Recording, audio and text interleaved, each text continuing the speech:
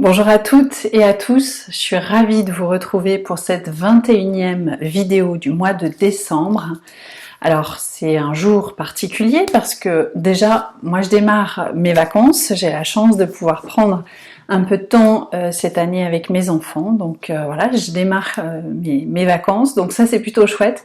Et puis c'est aussi le jour d'anniversaire de mon conjoint, donc ce soir on se prépare à faire la fête en famille, donc ça c'est plutôt sympa. Je voulais pas spécialement vous parler de ça aujourd'hui, le sujet c'est pas celui-ci, mais c'est bien la conduite des réunions. Alors on sait quand on est responsable d'équipe que la façon d'animer des réunions, elle va être importante parce que c'est là que se jouent beaucoup de choses dans ce rituel collectif. Vous allez faire passer des messages, vous allez aussi en récolter de la part de votre équipe, vous allez interagir, vous allez les animer pour leur donner envie d'atteindre des objectifs et des consignes que vous leur donnez. Donc c'est un exercice qui est très important en management. Et pour autant, c'est quelque chose qui est vraiment pas simple, c'est parfois l'exercice, j'allais dire, un peu casse-figure, pour pas dire casse-gueule, parce que on a tous vécu des réunions très longues, trop longues, dans lesquelles personne ne prenait de décision, dont on ressortait en se disant franchement je sais pas ce que j'ai fichu dans cette réunion mais ça m'a servi à rien. On a tous connu des réunions aussi dont on sortait avec de superbes idées mais qui ne se mettaient jamais concrètement en place parce que finalement le suivi n'était pas fait ou le plan d'action n'était pas rédigé et donc malheureusement ça restait totalement sans effet. Donc pour éviter ce type de lacunes et de difficultés qui sont contre-productives pour vous en tant que manager mais aussi pour votre équipe, je vais vous partager des moyens d'organiser et surtout d'optimiser vos réunions. Alors la première chose, c'est de vous fixer un objectif. Quel est l'objectif de cette réunion? À quoi est-ce qu'elle va servir? Qu'est-ce que je voudrais qu'il se passe à l'issue de la réunion, pardon.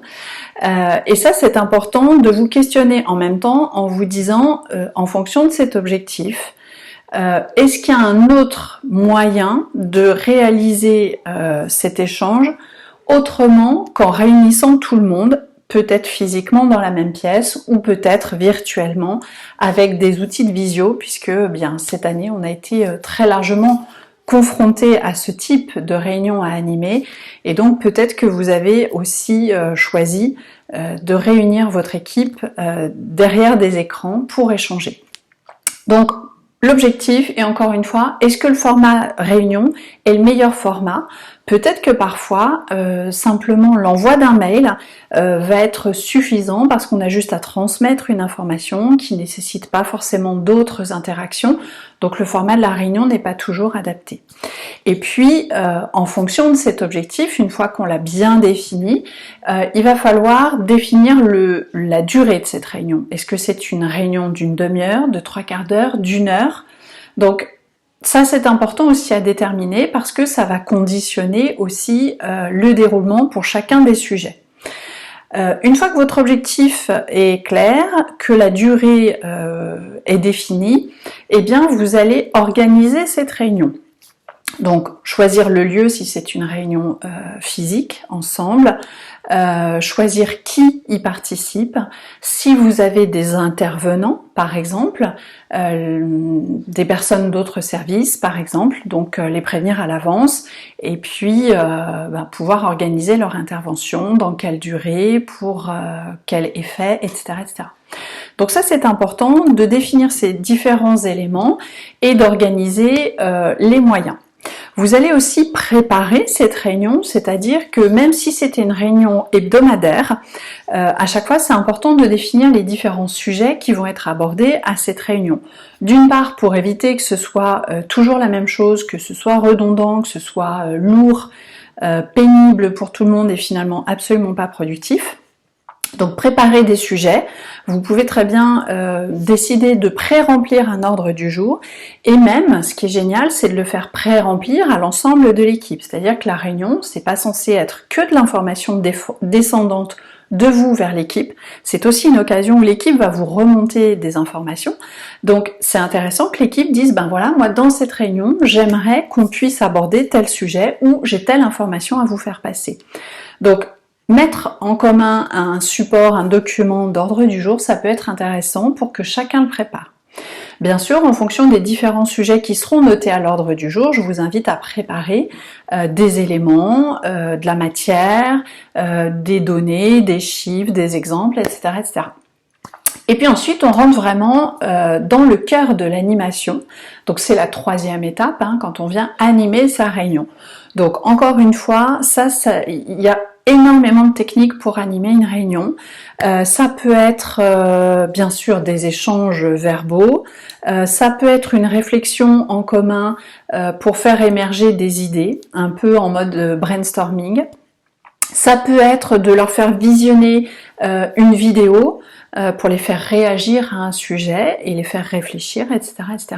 Donc il y a différents types d'animation et ça va être intéressant quand vous préparez de vous dire tiens, comment est-ce que je pourrais animer ou faire animer cette réunion, puisqu'effectivement ça peut être un point intéressant de se dire je ne suis pas le ou la seule personne à animer cette réunion, mais je demande à un ou plusieurs de mes collaborateurs d'animer, de co-animer cette réunion.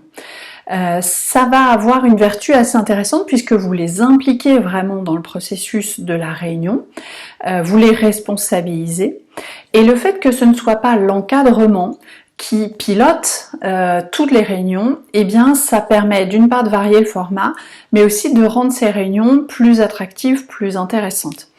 Il y a quelques jours, j'avais fait une vidéo pour vous parler d'outils innovants de management.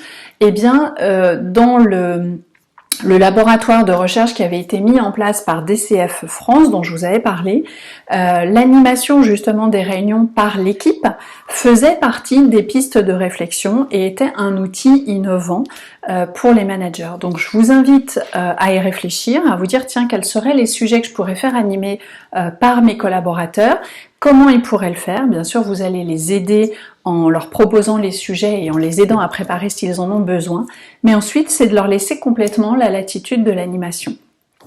Dans également des moyens à mettre en œuvre pendant la réunion, vous pouvez nommer un collaborateur qui sera le gardien du temps, et c'est lui qui va respecter que si la réunion doit durer 45 minutes, elle ne déborde pas, parce que ça aussi, ça peut être un peu une source de découragement pour les personnes qui assistent aux réunions.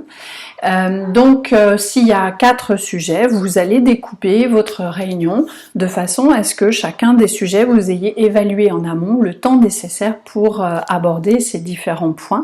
Et donc, vous dire, le point 1 va prendre 10 minutes, le deuxième peut-être 20 minutes, etc., etc. Et donc, la personne que vous aurez nommée sera en charge de faire respecter ce temps-là pour chacun des sujets. Alors, effectivement, c'est le 4e point que je voulais partager avec vous. Il se peut que pendant la réunion, il y ait des oppositions, il y ait des confrontations, des émotions qui font que finalement ça entraîne quelques obstacles dans la conduite de votre réunion. Donc ça aussi, il faut vous y préparer, c'est quelque chose qui s'apprend pour dépasser ces obstacles et gérer ces oppositions. Le but étant d'aider chacun à s'exprimer bien sûr, à trouver des solutions et à faire circulariser la parole. Et puis le dernier point qui est vraiment super important, parce que malheureusement c'est souvent ce qui pêche dans les réunions, c'est de pouvoir conclure avec un plan d'action ou les points qui auront été décidés pendant cette réunion et de décider ensemble du suivi à mettre en œuvre.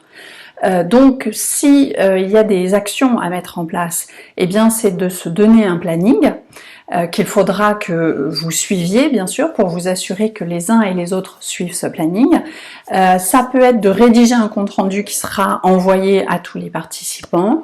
Ça peut être d'organiser la prochaine réunion, etc., etc.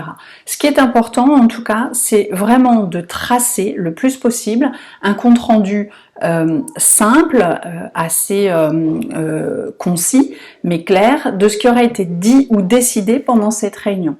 Et bien sûr, de pouvoir suivre encore une fois les décisions que vous aurez prises et les actions qui sont menées.